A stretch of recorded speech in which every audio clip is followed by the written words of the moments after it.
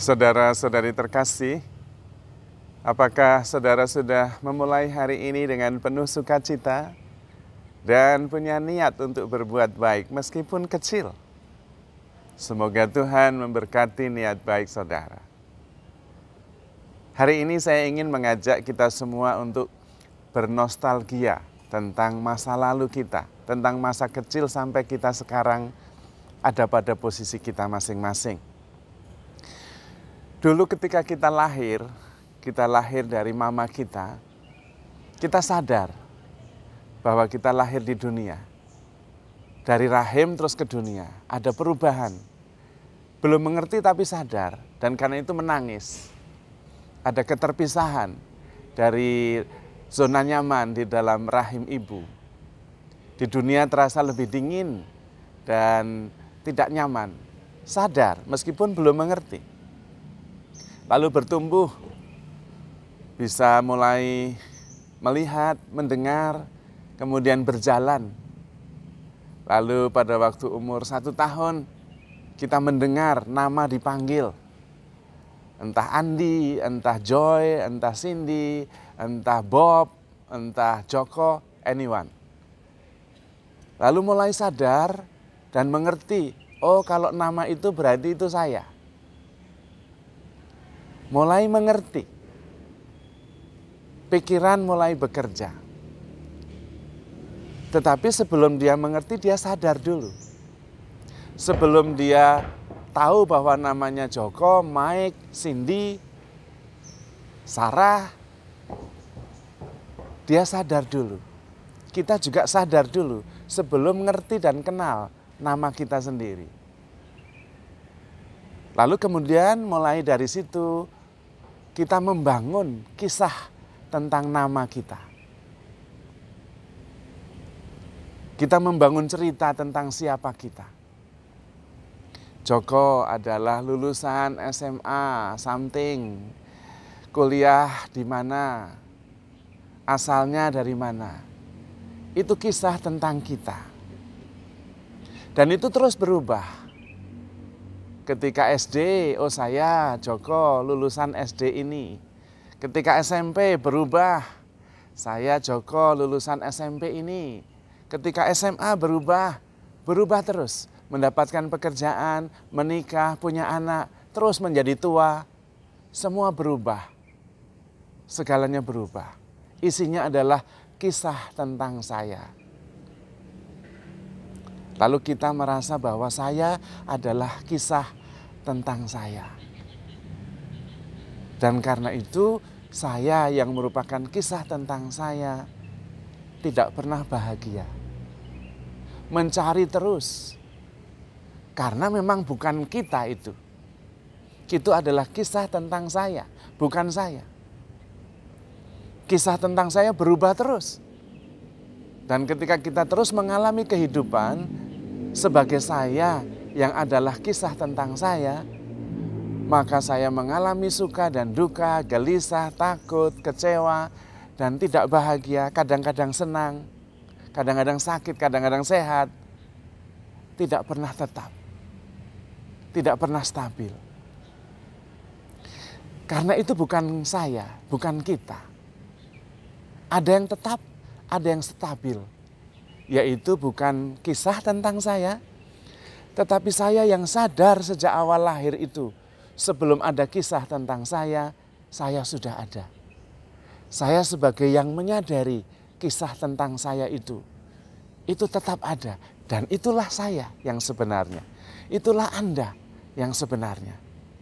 Maka kalau mau berbahagia, bukan mengalami hidup sebagai saya yang adalah kisah tentang saya. Saya sebagai cerita tentang saya. Karena itu buah pikiran. Buah pikiran tidak pernah penuh.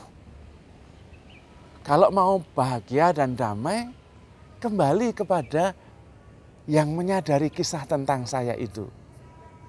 Yang menyadari kisah tentang saya itu tetap. Dia tidak berubah karena dia tidak berbentuk. Dan karena tidak berubah, maka dia abadi. Dia tidak muyek, tidak senang, susah, gelisah, tenang, bahagia, sedih, tidak. Yang menyadari kisah tentang saya stabil, tenang, utuh, dan penuh. Tidak berubah. Tidak menua, abadi, penuh, tanpa batas, endless. Dan itu jati diri kita yang sebenarnya. Dalam kitab suci disebut citra Allah, yang adalah kasih.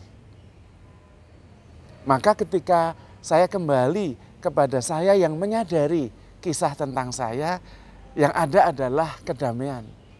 Karena kasih tidak galau, kasih tidak berubah, kasih itu sempurna.